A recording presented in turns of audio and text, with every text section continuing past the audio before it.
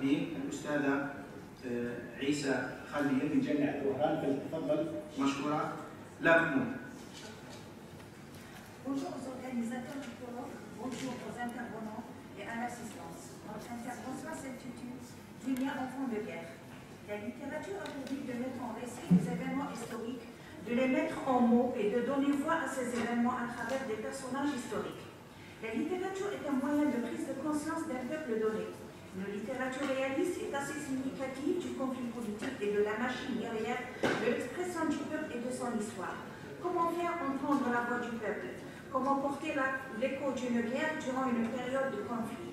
La littérature se veut la révélation de cette guerre, elle est la compréhension d'un fait.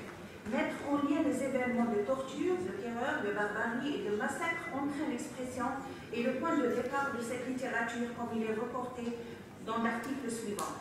Cette dramatisation progressive du rôle de l'enfant au cours des conflits du XXe siècle, des deux guerres mondiales aux multiples formes de confrontation armée, guerre civile, interétatique, de libération, d'autodétermination, etc., a donné lieu à des travaux très élaborés d'historiens, de sociologues, d'ethnologues et d'autres spécialistes des sciences humaines. In fabula, les enfants dans les guerres modernes. Les violences, les répressions qui font plonger dans l'horreur de la guerre sont la matière première et romanesque qui fait l'identité algérienne. Face à des situations assez terribles, l'écrivain recrée cette guerre avec ses personnages. Le personnage central accompagne tout au long de l'histoire la figure de la résistante Dunia, une figure emblématique qui exprime la figure de l'enfant jeune militant et résistant qui s'est retrouvé au cœur de la bataille entre le groupe français et celui des Algériens. Cet enfant représente la figure de l'engagement et du militantisme face à la violence de la guerre française, une figure d'engagement qui a donné à la guerre sa charpente littéraire en mettant à jour un certain nombre de faits pour pouvoir la théoriser.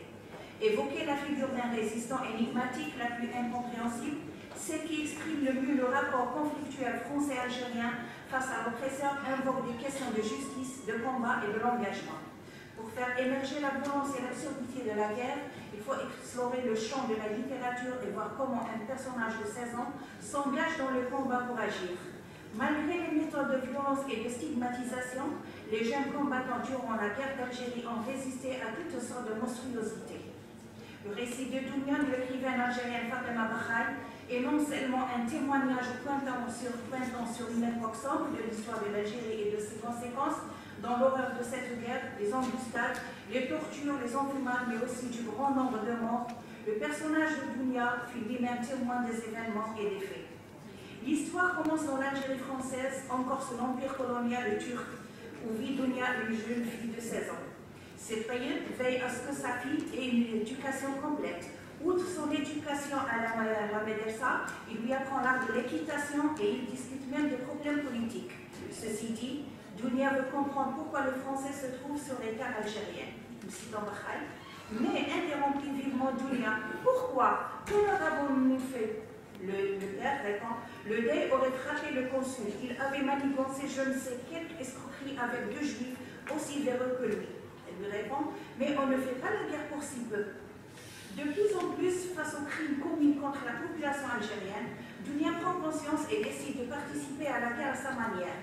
Les atrocités de la guerre ainsi décrites dans ce qui suit la font réagir. Comment oublier les formidables explosions, les larges murs éventrés, les brasiers que déflagration dispersés jusque dans les fossés, et puis les corps déchiquetés, hommes et chevaux sanglants, les cris de haine et les cris de douleur, les blessés piétinés. Depuis des siècles, les peuples sont sujets aux différents actes de barbarie dans le bassin méditerranéen. Depuis les conquêtes arabes jusqu'à l'époque coloniale française, passant par l'invasion espagnole ou turque, l'Algérie est la scène des conflits sanglants et les milliers de morts marquent l'histoire, dont témoigne la littérature retraçant la résistance des peuples. La décadence qu'a connue le Maghreb au XIVe siècle serait à l'origine d'un paysage politique marqué par les révoltes sociales et les guerres. La prise de la ville d'Oran par les Espagnols est marquée par le massacre de la population. Puis, au nom du protectorat, s'installe l'Empire ottoman en Algérie. Les Dey et les Dey s'emparent de la richesse de l'Algérie pendant longtemps. Malgré son jeune âge, Dunia, en se promenant dans les vallées de Misserguine, contemple la beauté et la richesse de son pays et comprend pourquoi l'Empire censé venir en aide à une population en détresse s'empare du pouvoir et envenime la situation suite à l'anarchie qui s'installe dans le pays. Je comprends pourquoi les Bey ont choisi la vallée de l'Isserville pour y en construire leur palais d'été, pensait-elle en respirant à plein poumon tous les parfums distillés par les milliers d'arbres qui l'entouraient. Le jeune âge de Dounia ne l'empêche pas d'être conscient de l'état des choses à l'époque. Cela révèle la précocité de l'enfant qu'elle était. Toute la beauté et la richesse des terres algériennes attirent d'autres colonisateurs au nom de la civilisation et de l'humanisme. Arrivés en Algérie, les Français censés délivrer le pays des mains des Turcs n'en font pas mieux. C'est un Khaï. Arnaud, qui se tient en retrait, a un petit sourire. Il se souvient qu'en quittant Toulon, on expliquait aux hommes qu'il allait délivrer les Arabes du joug de leur oppresseur turc. Avant de débarquer en Algérie, les combattants et généraux censés accompagner leurs soldats expliquaient à ces derniers que leur mission était humaniste, civilisatrice et une mission dont le but est de délivrer les Algériens de leur asservissement aux Turcs. Arrivée sur le sol algérien, l'armée française montre le but de sa démission en Algérie. Nous citons Brel. Pendant que de Bourmont et ses acolytes se précipitaient vers les salles du trésor, les civilisateurs égorgés, violés, mutilés sans vergogne, des oreilles arrachées avec les boucles d'or, des chevilles, des poignets brisés avec des bracelets, des enfants piétinés pour n'avoir pas écarté pour ne pas avoir écarté son cheval. Au lieu de mettre en contact les civilisations pour que l'échange fait vivre et avancer les peuples qui sont en fin de marche, les civilisateurs se sont transformés en bourreaux. Arnaud l'a bien expliqué dans la lettre qu'il a adressée à son père, citant Brel. La France, nous disait-on, grande nation si l'on veut, avait pour mission, pour devoir sacré, d'apporter la civilisation à ces peuplades incultes. Ceci dit, la France avait pour mission de civiliser les Algériens en envoyant par exemple les enfants à l'école, les mettre en contact avec les enfants français. Mais le comportement des Français était tout autre. Voyons comment est nécessaire, explique la mission civilisatrice des Français. Mais alors, je pose la question suivante. La colonisation a-t-elle vraiment mis en contact? Ou, si l'on préfère, de toutes les manières d'établir le contact était-elle la meilleure? Je réponds non. Je dis que de la colonisation à la civilisation, la distance est infinie, que de toutes les expéditions coloniales accumulées, de tous les statuts coloniaux élaborés, de toutes les circulaires ministérielles expédiées, on ne saurait réussir une seule valeur humaine. Il faudrait d'abord étudier comment la colonisation travaille à déciviliser le colonisateur, à l'abrutir au sens propre du mot, à le dégrader et montrer que chaque fois qu'il y a une fillette violée et qu'en France on l'accepte, il y a le poison instillé dans les veines de l'Europe et le progrès lent, mais sûr de l'ensauvagement du continent. Nous citons Brel. Ces sauvages n'ont pitié de personne, ils s'attaquent aussi aux femmes et aux enfants. La conquête française va à l'extrême de la barbarie et de la violence, comme le montrent les exemples ci-dessous. La population est presque décimée, elle n'est pas ni femme ni vieillard. Même les enfants n'échappent pas à la cruauté de cette guerre et au ravage commis.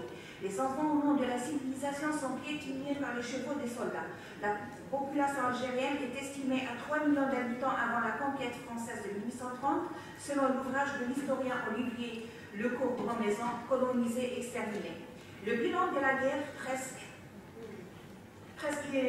ininterrompu entre 1830 et 1872, souligne son extrême violence qui permet de prendre la mesure des massacres et des ravages commis par l'armée d'Afrique. En l'espace de 42 ans, la population globale de l'Algérie est en effet passée de 3 millions d'habitants environ à 2 125 000, selon certaines estimations, soit une perte de 875 000 personnes civiles pour l'essentiel. Et pour finir, nous dirons qu'en tant qu'enfant, Dounia avait le sens de l'observation et le regard critique.